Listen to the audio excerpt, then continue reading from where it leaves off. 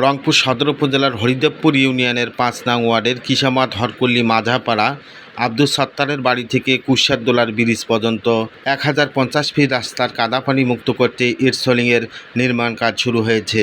৪ জুলাই ২০২৬ সকালে ইটসলিং রাস্তার পরিদর্শন ও সলিং কাজের উদ্বোধন করেন অত্র ওয়ার্ডের আলোকিত ইউপি সদস্য ব্যবসায়ী সমাজসেবক জনাব গোলজার হোসেন।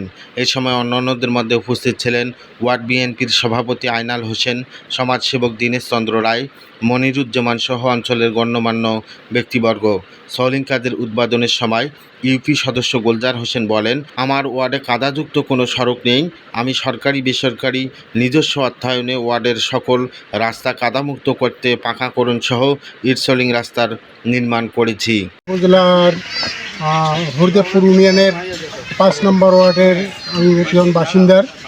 আমি গোলদার ভাইয়ের পক্ষ থেকে বলতে চাচ্ছি যে গোলদার ভাই আমাদের এই ৫ নম্বর ওয়ার্ডের যেগুলো কাজ করছে নিলে দেখার দৃশ্যমান এবং প্রায় প্রতিটা রাস্তায় সলিং হয়েছে। এই সলিংয়ের রাস্তা ১,০৫০ ফিট ১,০৫০ ফিট এই সলিংয়ের রাস্তা হবে এবং আমার ৫ নম্বর ওয়ার্ডে কোনো আর রাস্তাঘাট আর কাঁচা নেই, সমস্ত কাদামুক্ত। আমি আস্থা খুঁজি পাচ্ছি না, ফিরিয়ালার মতন আমি আস্থা ঈদ ধরি বেড়াইতেছি, আস্থা খুঁজি পাচ্ছি না। সমস্ত আস্থা ক্লিয়ার মানে একবারে মানে আমার ওয়ার্ডটা, আমার ৫ নম্বর ওয়ার্ডে ঢুকলে মনে হবে যে এটা সিটি কর্পোরেশনে ঢুকলাম।